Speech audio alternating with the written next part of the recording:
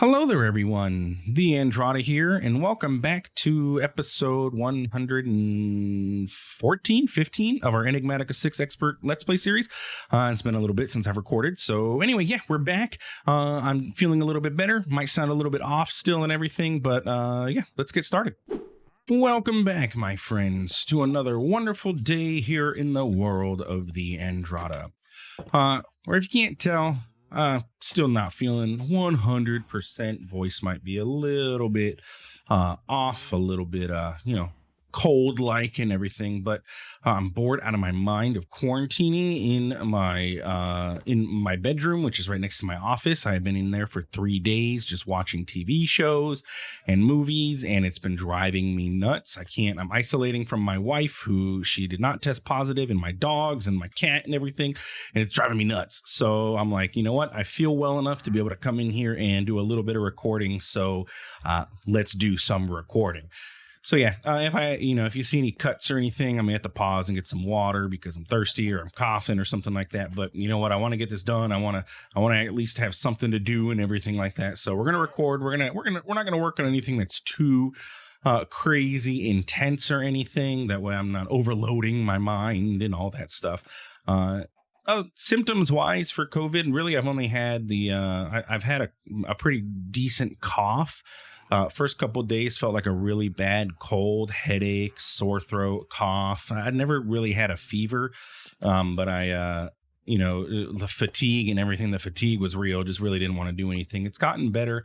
I still have the cough. I still have a little bit of the brain fog that's mentioned, where like I'll be looking at something or I'll be reading on my phone or something like that, and I'll have to like reread it like 4 or 5 times in order for it to actually process and everything. And I know that's a normal symptom. Hopefully that goes away over time, because that would suck. But anyway, yeah, otherwise I'm doing pretty good.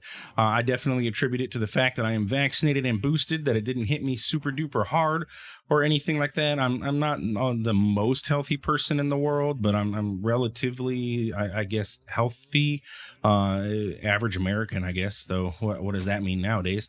But yeah, anyway, that's where we're at with all this, and I'm ready to do a little bit of work. So in between episodes here with Enigmatica 6, I've done a little bit of off-camera work as I can, mainly to do with our witch farm here. You can notice I come over here. It's not as laggy as it was, though it's still not the greatest in the world.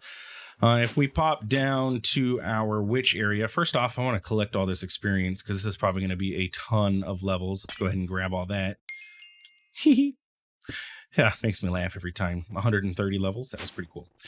So we have our altar sitting up here, and it is doing well. We are filling up our master blood orb. Finally, everything is going good. I had to cull the witches, okay, because there was so many witches that were spawning in down here that it literally could not keep up because the more entities that you have for your well of suffering to tick on, the more LP it's going to use. For each one, I believe it uses 2 LP per tick and everything like that.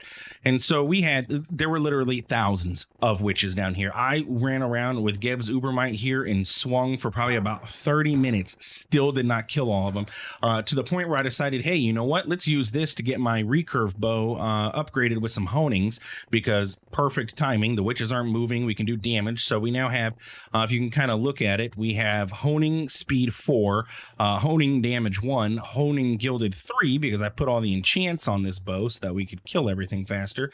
And yeah, so I figured good time to upgrade the bow, kill all the witches. So I just run around and did the bow, and now that we have all the enchants on here, our bow is pretty darn epic, especially with that quick draw 3. I love the speed increases. I love being able to fire my bow as fast as I possibly can. So it's great. Look, and all I got to do is fire at things and I get honing. I didn't even know that. I didn't even know you didn't even have to damage anything to get a honing available. Well, that's interesting.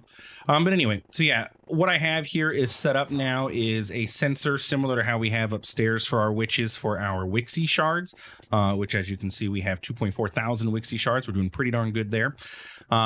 what this does, detects entities in a 7x7 area around it for 200 of them. So it'll turn off the spawner when there are 200 witches in this area. It will turn this off, and then the witches will stop spawning in, let the Well of Suffering cull some of them out of there, and then turn it back on. I don't know why I picked 200. I just felt like it was a good number, but look, we just hit 200, so it shut off. Some of the witches are going to end up dying, and then it'll turn back on. And they're kind of sort of dying from entity cramming too, because there are so many in this area. They take damage because they're just sharing the space and everything. It's a thing, entity cramming, but that's okay. We're never going to end up with more than 200 here. We're not going to end up with those thousands, and we should be good to go. And then on the other side here, I just have a modular router set up to vacuum up any of the mob drops that come from these, because I believe the Well of Suffering, if it kills the entity, it will still drop non-player mob drops. So like sugar and stuff like that, if a witch dies naturally out in the world, I guess it can drop certain things that aren't player kill dependent and everything like that. But if we take a look at my diamond backpack, that is everything I got from culling the witches. It's a lot of stuff. 9 witch spawn eggs, and this was when I was culling them with Geb's Ubermite. This doesn't even count all the ones that I killed with my Lumium recurve bow. But yeah, it's a lot of junk that we ended up getting, but I wanted to show you guys all this. So definitely, if you're going to follow along and set up something similar to how I have it here, definitely limit your entities, because it was ridiculous how many we had. And it was so much that we literally had no LP in our system.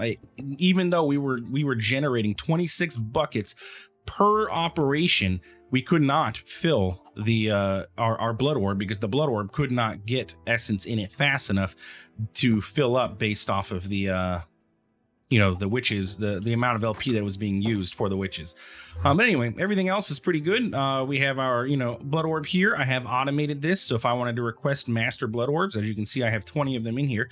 But if I wanted to request one, it'll go ahead and drop the shadow steel in here, craft it up, and then pull it out. It works pretty well. No issues there. And then over here, I have our other stone automation. Like I talked about before, we have 2 routers that are spitting out into our spirit fire here. One that's dropping into this, and then one that's picking it up with speed upgrades, so it picks up as fast as it can, so we can produce everything that needs to be produced over here. Like other stone or like spirit attuned gems, if I wanted to request 10 of those, and I get out of here so that I don't pick them up by accident. Yeah, I didn't. There we go. Spirit attuned gems, automatic, perfect. And we're going to do a similar setup there for our beacon upgrades, so that we can automate the production of refined radiance. I want to get shadow steel automated. Right now I've just been manually doing it by just crafting a bunch of the what is that called? Oh, I can't remember.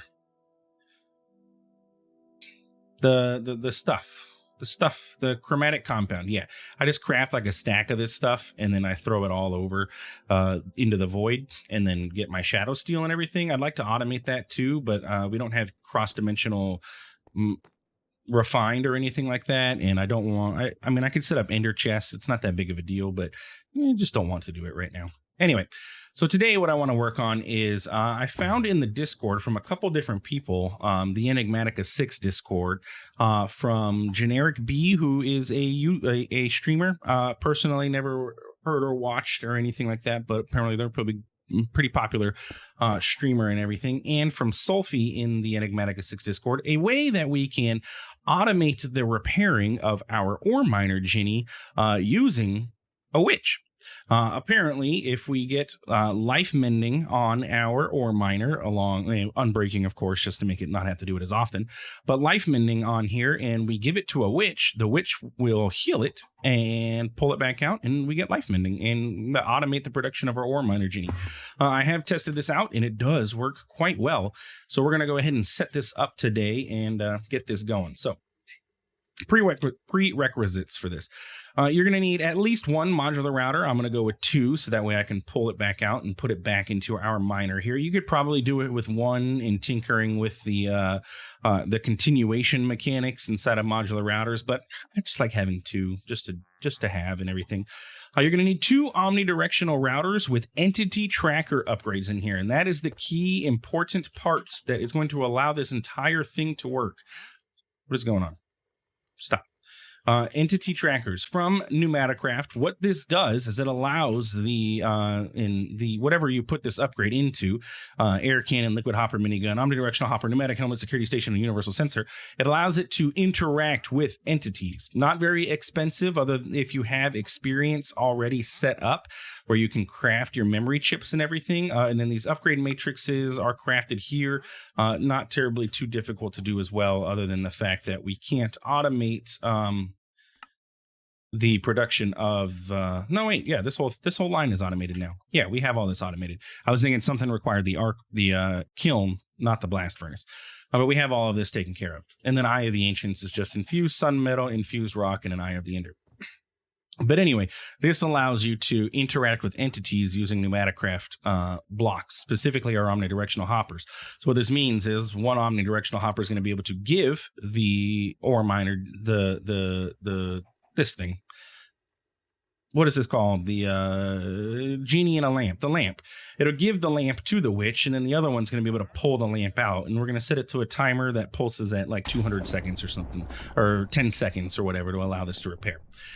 You're also going to need a toxic trap so that the witch is constantly taking damage, which means that the witch will constantly be healing. And then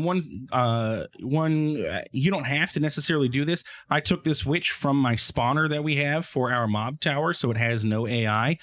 Key thing with the no AI is that the witches still will drink health potions even with no AI. So the witch is not going to be aggressive or anything like that. It's not going to do anything, but it will, take the health potion and all that stuff, which is pretty cool.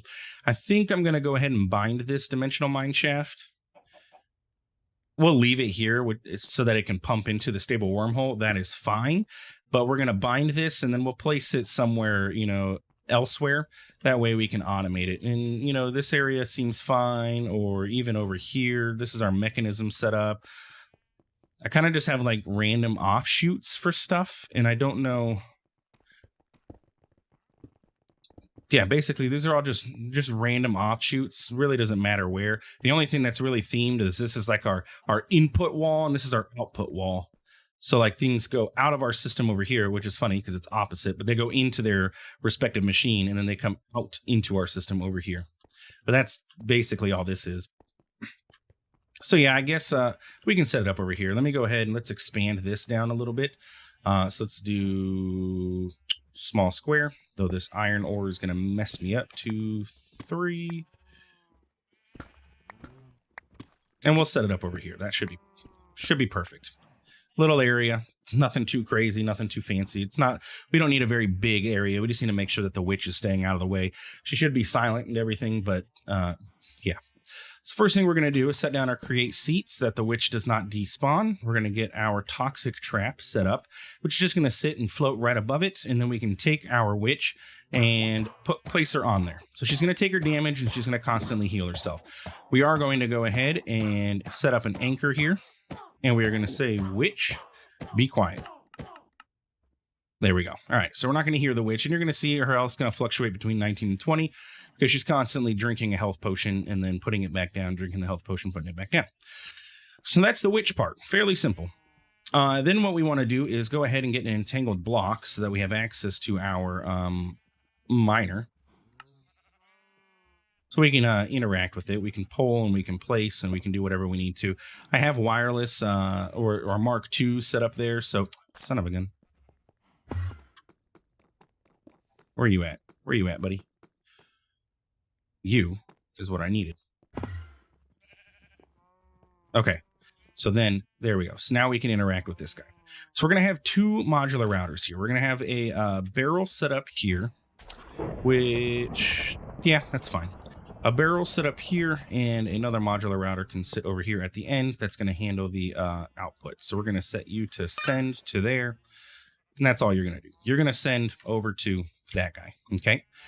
We are going to have a modular router here that is set to pull from this guy, and the key thing with this modular router here is that it is set to only pull when the ore miner Ginny is at durability 10 out of 50. Now you can set this to however you want. I figured 10 was going to be enough. A little bit gives it a little bit of wiggle room, I guess, in case something gets messed up here. So 10 out of 50, and all I did was just run this through the system until it got down to 10 out of 50, and then put it in here. Important thing is to make sure that match item damage is turned on. That way it will only pull out the ore miner when it is sitting at 10 out of 50.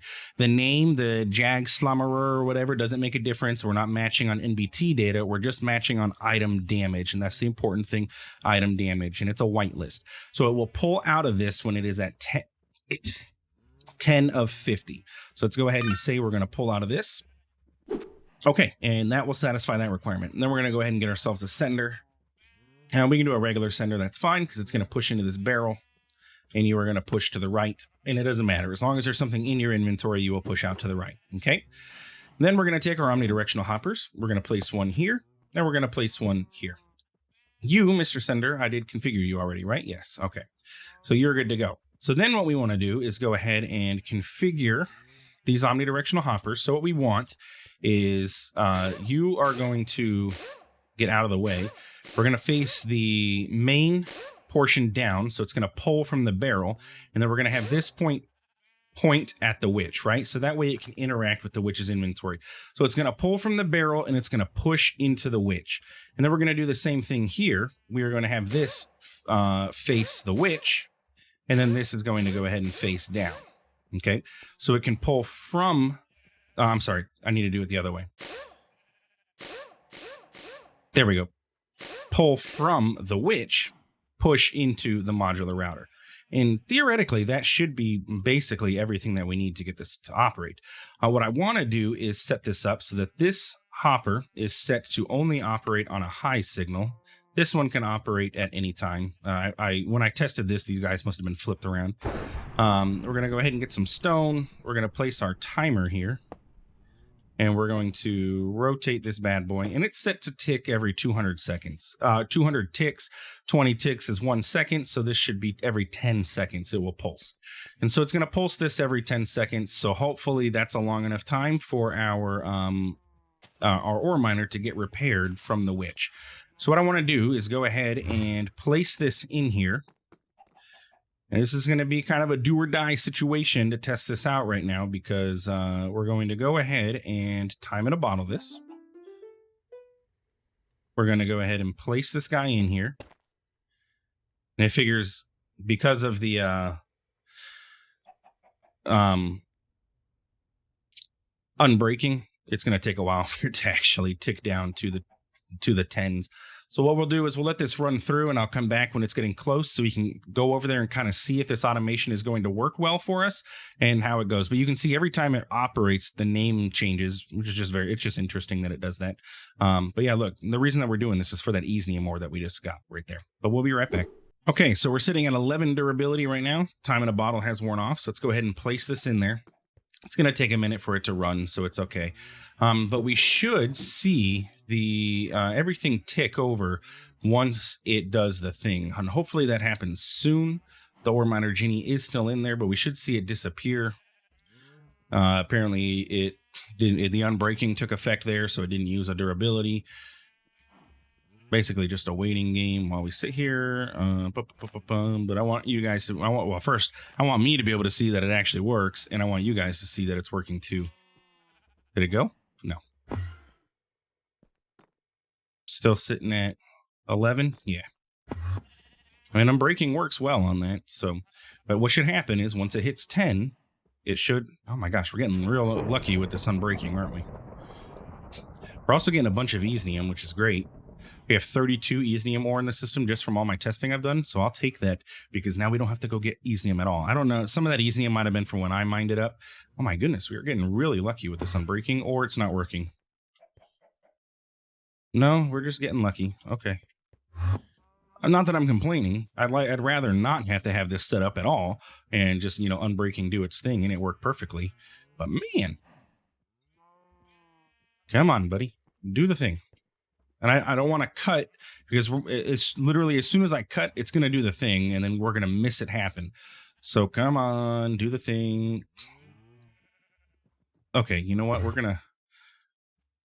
speed it up a little bit, right? You know what? What's going to happen is it's going to do it right now. Watch. Where am I? Do it. Okay, cool. It didn't do it, so now we can go ahead and speed up. At least speed up those ticks. My goodness, man. Unbreaking 5 is great. Maybe it's just invulnerable now, you know? Maybe it's just never going to need to break down. We somehow glitched it out, and it will never tick below Unbreaking 5. Or, I'm sorry, 10 durability. Are you kidding me? Really? I do have this set to, like, pull from there, right? Yeah, entangled block. Perfect. Oh, look, it's at 10. Okay, so it is not pulling. So I was afraid of. I wonder if it's because it's the entangled block that it's not detecting that it's at 10. Or is it the name? Ray Cresser. Is it because of the name? Ignore NBT, match NBT.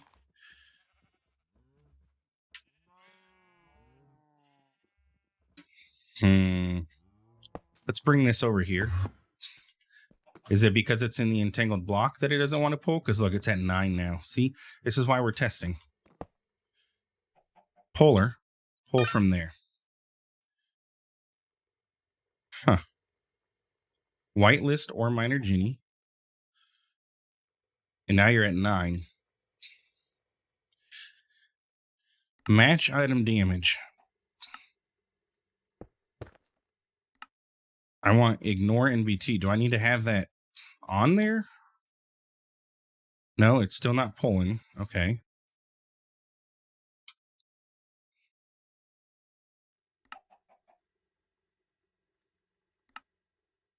We want to match any. We want ignore NBT, but we want to match item damage. 10 out of 50. Is it the name? Oh, you know what? I bet you because I have this one enchanted. This one wasn't enchanted. I wonder if that's going to affect it because technically it's a different block, maybe. If I put that in there now. No, you still don't pull, huh?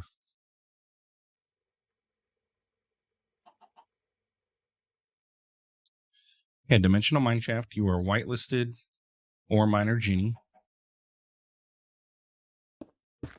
Interesting. It was working when I did this. When I tested this out, it worked. Huh.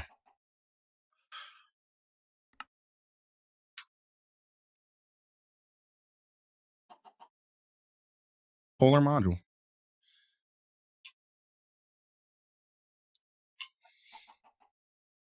Interesting. All right, let me see if I can figure out why this doesn't work. Okay, I got it. Figured it out.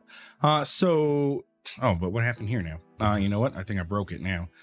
What we need is tag matching on again. Okay. So what happened is the mineshaft does have outputs or directionality, right? You can only import or export the left-hand slot, the miner slot, from the top.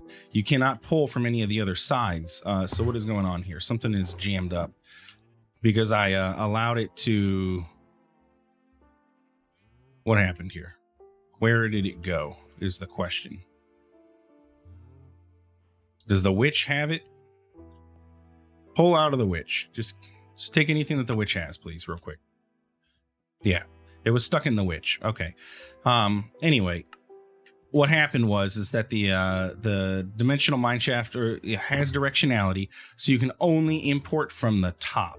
So I had to change my polar to pull from the top of the entangled block, and now it works. Look, we're back up to 50 out of 50 durability. So what I want to do is go ahead and speed that up. So we'll just go 256. We may have to manually do some of this. Amber ore is going to need processed. We'll pull that out. We're also going to need to process the Easnium ore, actually. So let's set that up so we can figure out what processing needs to happen there. So what should happen, though, once this ticks down to 10, it should get pulled, go into the witch, get healed, and then come back. And now that I know that it's working, we don't have to worry about me tick accelerating and not worrying. Plus, unbreaking makes it so that I can grab this actually fairly quickly.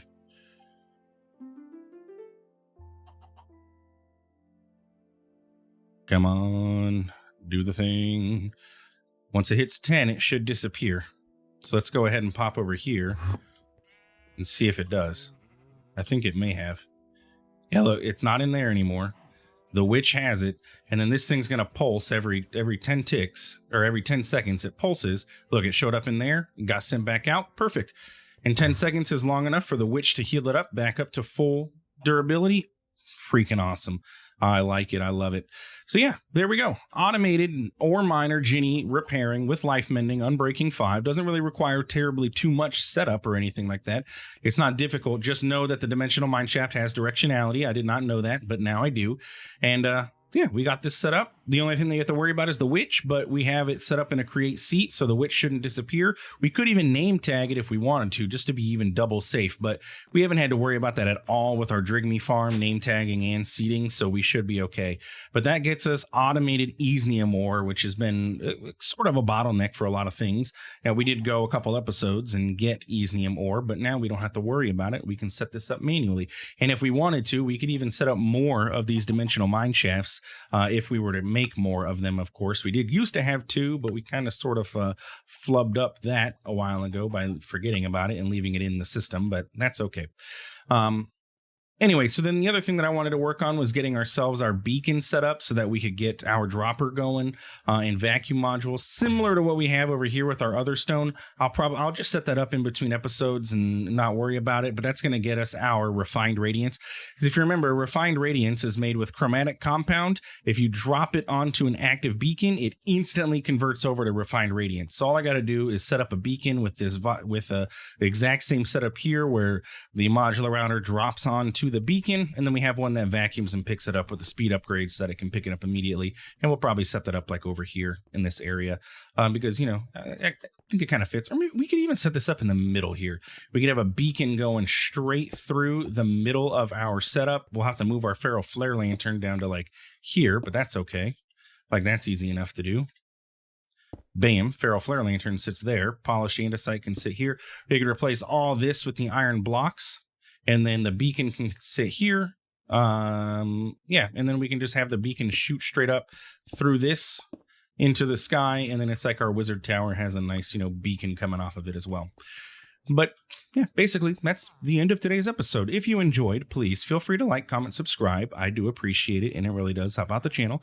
Like I said, we're going to do what we can. Hopefully, I continue to improve health-wise and everything, and we can continue to crank out episodes. I don't see why not. Tomorrow will be All the Mods 7, and we'll pick back up with our alternating schedule as we go. Thanks for stopping by. Thanks for watching. We'll see you in the next one. Have a good one.